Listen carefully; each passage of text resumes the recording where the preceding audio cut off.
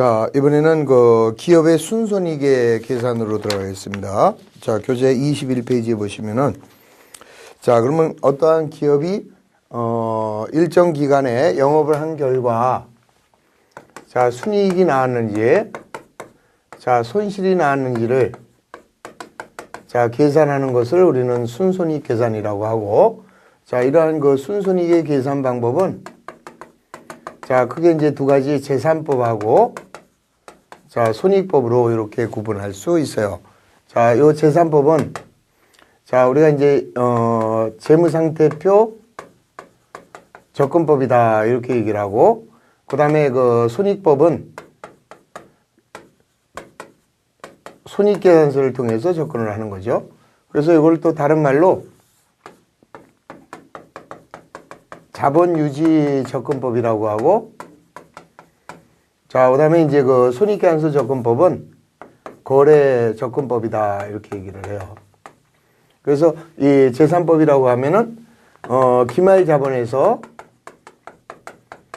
자, 기초 자본을 빼면, 자, 얘가 이제 순이익이 나왔고, 근데 반대로, 손해를 보는 경우가 있어요, 회사가. 그런 경우에는 이제 기초 자본이 더 크겠죠.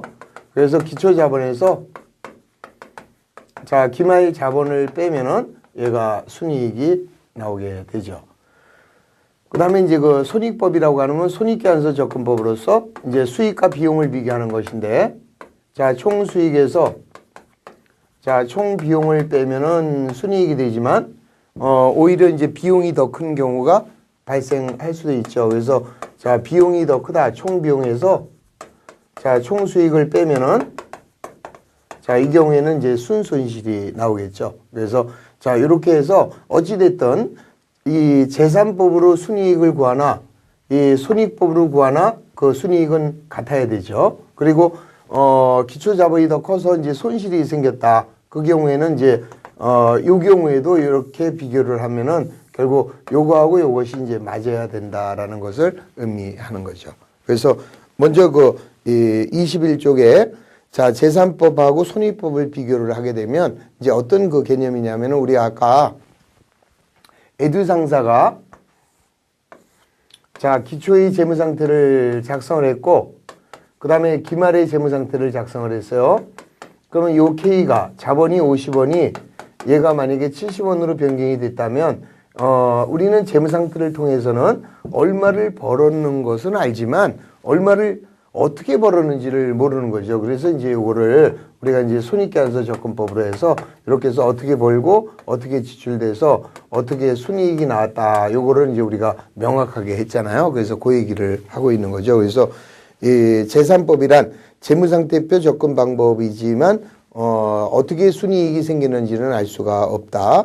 자, 그래서 이제 결국은 이제 실질적으로 자우지간에 20원을 벌었다. 그 실질 손익을 알 수 있고 그에 비해서 손익법은 이 손익계산서를 작성해서 접근하는 방법으로서 어떻게 우리가 순이익이 발생을 했는지 발생 원인을 알 수 있는 거죠. 그리고 이제 명목적으로 어떤 돈이 들어왔고 어떤 지출이 생겨서 이익이 생겼다라는 것을 알 수가 있다. 이런 의미가 됩니다.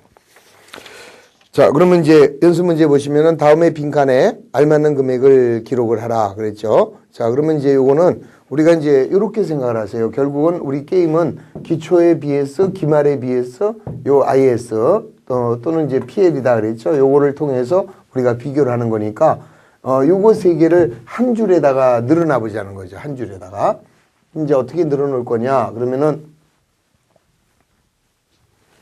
요렇게 이제 3단계를 그려주는 거죠. 3단계라는 것은 요게 초에 비해 쓰고 자, 요게 이제 말에 비해 쓰고 그 다음에 이제 요게 IS다 이렇게 돼가지고 그러면 이제 기초의 자본이 50원이 자, 기말 자본 70원 생긴 게 여기 이제 총 수익과 자, 총 비용을 비교를 했을 때 자, 20원을 벌었어요. 그러면 수익이 만약에 60원이라면 비용은 40원이 생겨야 요게 이제 순이익이 20원 나옴으로써 얘하고 매치가 된다. 이제 이런 이야기를 하는 거죠. 그래서 거기에다가 그대로 집어넣어 주시면 돼요. 그러면 이제 1번을 보면 자, 다음에 가로 안에 알맞는 금액을 기록하라 그래 놓고 이제 조건이 나왔어요. 그러면 이제 여기다가 한번 집어넣어 보자고요.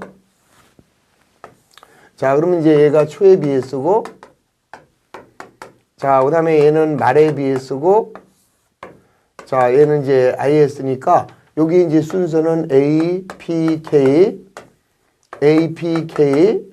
그 다음에 비용 수익 이렇게 쓰면은 여기서 이제 순손익이 나오겠죠. 나온 대로 쓰면은, 자, 기초의 자본은 70이고, 자, 그 다음에 기말의 자산은 얼마인지 모르고, 자, 그 다음에 이제 총 수익이 얼마 나왔느냐? 50이 나왔고, 자, 비용이 40만 원 생겼어요. 그러면 우리는 수익이 50일 때 비용이 40만 원이면 10만 원의 순이익이 생겼다는 거 알 수 있고, 그 다음에 이제 얘가 70만 원인데 얘가 10만 원 됐어요. 그러면 얘는 80만 원이 나왔다는 걸 알 수 있죠. 얘를 물어보는 게 아니라 얘를 물어보는 거네요. 그래서 자, 기말 자본은 80이다. 이렇게 해서 단순하게 계산이 되는 거죠. 자, 딴 거 다 똑같으니까 3번을 보시면 손실 나온 거. 자, 손실 나온 걸 다시 한번 보겠습니다. 자, 여기를 보면, 자, 뭐라고 나와 있어요? 기초의 자본은 300이고, 얘를 물어보는 게 아니에요. 자, 그 다음에 이제 이 기말 자본이 이제 얼마냐, 이 소리죠.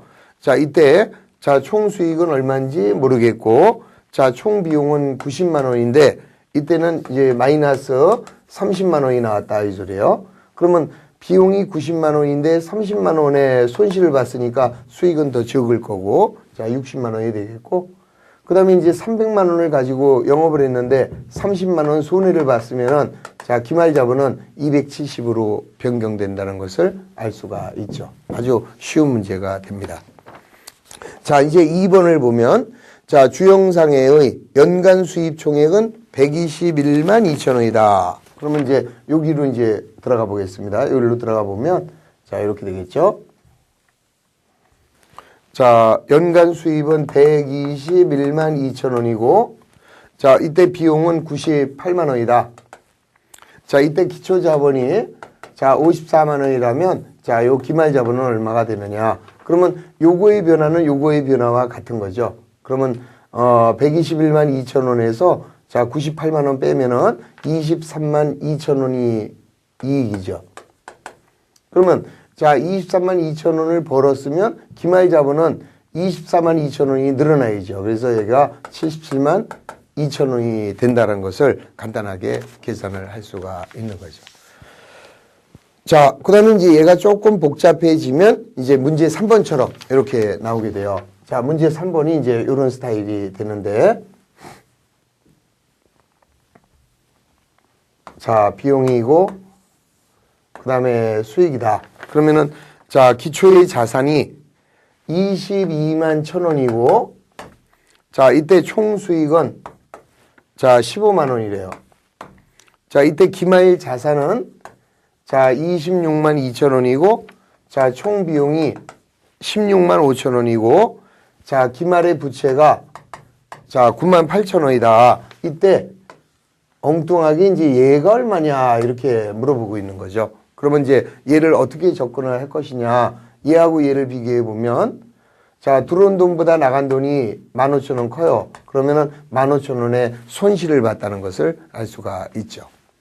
그 다음에는, 자, 요놈에서 요놈을 빼면은 얘가 나오게 되죠. 그러면 26만 2천원에서, 자, 9만 8천원을 빼면 16만 4천원이, 자, 자본이에요. 그러면, 원래 얘가 얼마였었죠? 얘가 이렇게 바뀌었는데 15,000원 손해를 봤다는 것은 얘가 15,000원이 더 컸다 이 소리거든요. 그러면 얘가 17만 9천원을 가지고 영업을 했었는데 16만 4천원이 되면 15,000원 손해를 본 것을 계산할 수 있는 거죠. 그 다음에는 얘 끝났죠. 자, 얘가 22만 1천원이고 얘가 17만 9천원이다. 그러면 빼면은 22만 1천원에서, 자, 17만 9천원 빼면 4만 2천원인가요? 자, 얘가 4만 2천원이 되면 그러면은